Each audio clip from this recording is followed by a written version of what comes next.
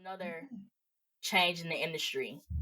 Um, Handheld gaming consoles, it looks like the big trend is going towards cloud gaming. We've seen it with Nintendo Switch.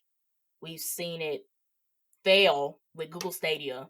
Mm-hmm. And one of a new product that's coming out that brought our attention to is the Logitech G Cloud. So how do we feel about these handhelds making a turn away from the usual, well, our previous known way of gaming to everything existing in the cloud? You want to I go? think it's still going to take time. Yeah.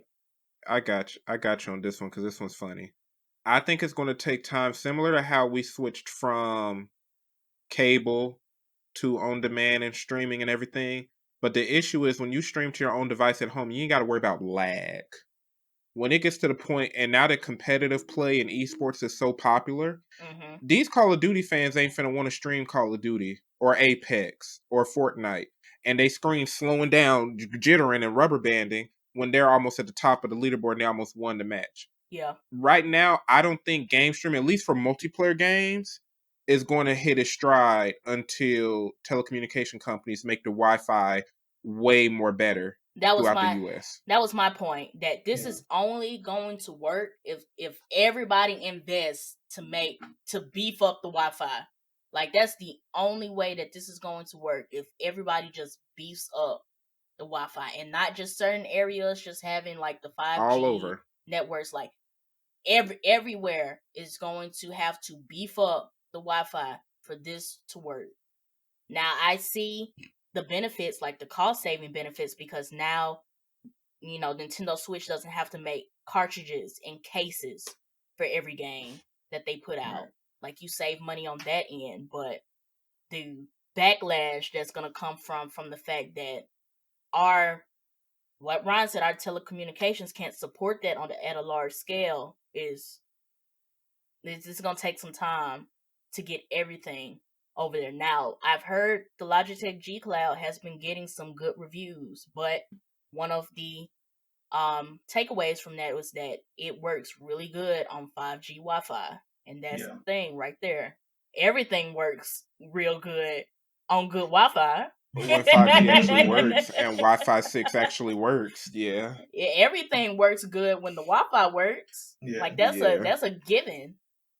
Like, to even add on to that, I did like a little bit of background work to figure out, like what are the differences between the Switch and the Steam Deck in comparison to Logitech's G Cloud. It's very Mm-hmm. much cost efficient versus the Switch and Steam Deck. Yeah, and Steam Deck. I don't know why I said Stream Deck, but you get a full 12-hour battery life versus the Switch only having a 2 to 7, and I think the Steam Deck has a 2 to 8 battery life. It only takes 2.5 hours for the Logitech G Cloud to actually charge fully. Except the only downfall that I saw out of everything was what you said, Phoop, was you need, a good Wi-Fi connection to get everything going. Like, out of all of the comparisons that I did for the Logitech G Cloud, that was the only one that I actually saw. Except I wonder what games can you get on the Logitech G Cloud, because you have Steam Deck, which connects to your actual Steam account on your PC. So Which the has all your Logitech G games. Cloud connects to Logitech G Cloud is using Xbox Game Pass. They're using some Xbox service to get their games. That's a lot. I'll give them that. That's a lot. That's a lot of games. That's a They're lot. using some Xbox. I think it's Game Pass. They're using to get their games. That's a good amount. I'm not gonna cap. That's a good start. That's a very great start. So they get some pluses for that, but it's not too far from Steam, because don't Steam and Xbox Game Pass kind of sort of some games that are on Steam you can find on Xbox Game Pass. Yes. Steam is like the top PC platform when it comes to buying games and downloading them from a server. Okay. Correct. Steam is PC's console, if that makes sense. Like that's their Xbox and Sony and Nintendo store. Gotcha. So even I to think poke the on thing Steam, about the Nintendo's. You can go ahead, Ralph. so even to poke on Steam Deck's, positives. The thing about Steam Deck is you have the ability to, get more memory on your system. They have three different versions. One of them is $400 with the 64 gigs. One is $530 for 256 gigs, and the biggest one is 512 gigs for 650. So it's like, I saw that. yeah, you have a lot more space versus the other competitors of Logitech G Cloud and Nintendo Switch. So, and on top Because of that, you can even the first connect thing it I had straight to to your buy, PC. yeah, That's lit. That is lit. the first thing I had to buy for that Nintendo Switch was a memory card. Facts, we showed did. The We saw the first, no, store that you was the had. Yeah, like when the Switch, like it that was SanDisk buy memory the Switch. card. Yes, buy the Switch, buy the memory card. Once you buy the memory card, you straight, but you have to buy the memory card off rip, or you not gonna get too far. And that's for non-hardcore Nintendo fans. The ones who get almost every JRPG that Nintendo drop, they got multiple. My other thing was, and I don't know if it'll ever improve with the Nintendo Switch, but I want to say maybe my assumption is that maybe why the Nintendo Switch doesn't last long as far as battery life just as a handheld, because it's not essentially meant for it to just be used as a handheld.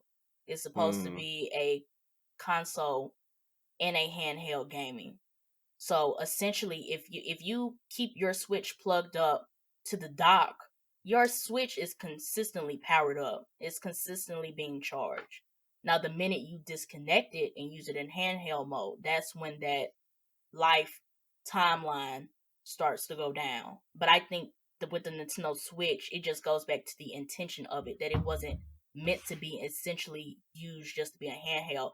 Now, what would be dope to compare it to is how long is the battery life of the Nintendo Switch Lite, because the intention of that is to be strictly used as a handheld. You can't I plug actually that forgot up to, about the light. you can't plug the Nintendo Switch Lite to a TV. Now, I'd be interested to see how long that battery life is compared to the Logitech G Cloud. You made a good point. I forgot about the light. Yeah, so I mean, did too. they don't really. I would say this, that Nintendo doesn't really hammer on the fact that the light exists. I think they really want you to buy the Switch, but like if you, it's just here's this light. Maybe it didn't take them too much to remove the console part out of it and sell it as a singular handheld. It probably didn't take too much for them to produce that, so they was like, okay, here you go. So The the light is battery for parents life who don't of feel the like spending light, the money on a Switch for their kid. yeah. So the battery life of the light is 3 to 7 hours. So it's about the same as the regular Switch. I wonder if they'll come out, so like how they just came out with the OLED Nintendo Switch. I wonder if they would make a second generation Nintendo Switch Lite. That's even if it sold well. If it didn't sell well, I don't see Nintendo making more of it. But if it did sell well, I wonder if they would make a second generation of it that maybe increases the battery life. Well, the Switch has been out for like 5 years now. It came out in 2018. Right, but that's the Switch. I'm talking about the Lite. But that's what I'm saying. You're probably going to see within the next 2 to 3 years a new console, and then probably another light version of that if they continue with the couch and mobile setup that they went with the Switch. Because it seems like that's the trend. Yeah. I guess I'm interested to see, because we've seen other cloud gaming services. Like I did PS Now for a little bit, but my Wi-Fi was ass, so I didn't enjoy it as much as I wanted on that end. But like, I'm interested to see how they move forward with these cloud gaming handhelds, because I I think the concept is dope.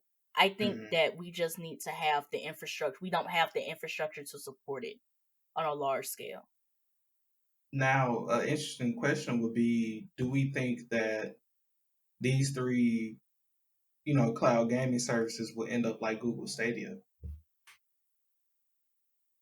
So I read Yeah. an article on Google Stadia, and one of the article that I read, the guy who wrote it, his opinion that of Google Stadia failing was because Google didn't invest in it enough. They essentially Google Stadia failed because Google wasn't serious about it enough. Mhm. So it's really how serious we know Nintendo's whole thing is gaming. So I think them stepping into cloud gaming, they're going to take it seriously on some level because that's their whole thing. Now, and I would say the same thing for the Steam Deck because it started with Steam and now you're just putting it in, making it available and portable, handheld wise. And then Xbox Game Pass putting it, with it being Xbox, I would assume, or Microsoft, if you want to go higher than that, I would assume that they have a large focus in this. If this is where handheld gaming is going, because cloud computing, cloud storage, the cloud period is a hot topic right now. Getting Right. everything inside the cloud, even with large applications like AWS. Do you guys know how many applications rely on AWS? Professional advice for the folks watching: y'all get them AWS certifications and make a six-figure salary. For real though, there are so many services that rely on AWS that I think it happened in the summer, or maybe it was like April or May. Somewhere in that area, AWS went down and it took out Spotify, it took out Anchor, it took out multiple services because there are so many applications relying on AWS, and that is I can't remember the actual. I don't know if it's software as a service. It might be infrastructure as a service. Amazon Web Services. Is that what you're trying to say? The I'm acronym? trying to no. I'm trying. There's tiers, so you have platform as a service, software as a service, and you have infrastructure as a service. I was trying to remember which one Oh Amazon yeah. falls in. It's either platform as a service or infrastructure as a service. But either way, the point that I'm trying to get at is that everything is moving to the cloud. So it's not weird to see the video game industry steering its products to go that way. It's just that we have to build up the infrastructure to support it. Right. Mm-hmm. Another interesting question is: do we see Sony and Xbox also picking this up as well? My Xbox tried Sony to do that when tried. they Sony tried. Xbox Well, tried that with the first Xbox One, if you remember, when they was Sony like tried always that too. online. Was the PS Vita supposed to be cloud gaming? Y'all remember the PS I can Vita? I I never jumped do. on the PS Vita bandwagon. I only had PSP. Was that Sony? Was that cloud? Did they try cloud gaming with the PS Vita?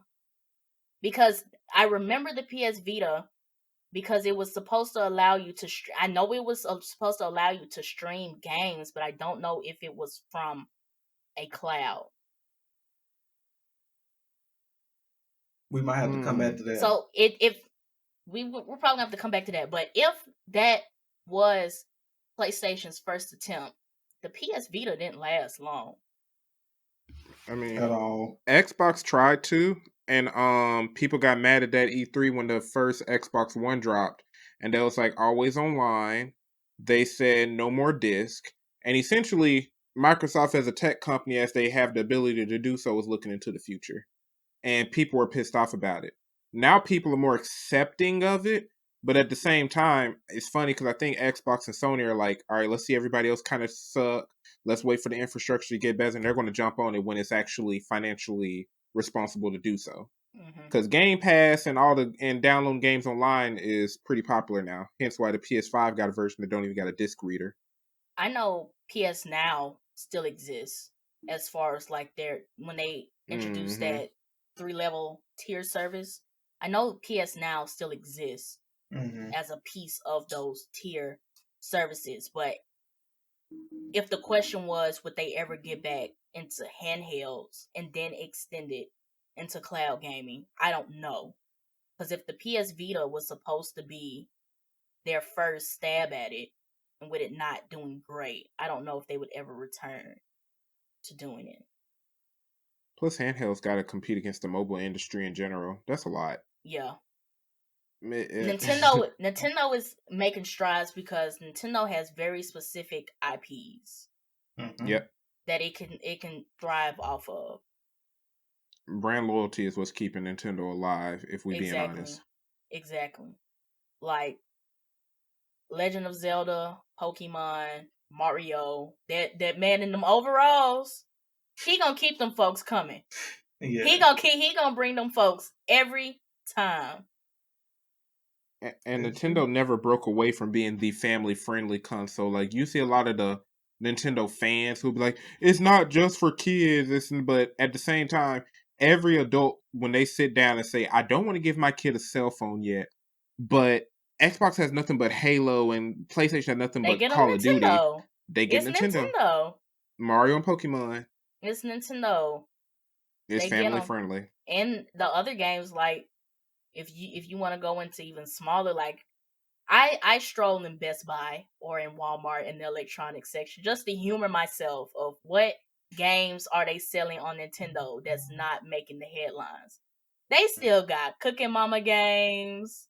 They got a Sonic racing game. They got a whole bunch of stuff. Like them kids gonna stay entertained. They still love Animal Crossing. Animal Crossing still go hard. Yeah. Like they like Bayonetta. Persona.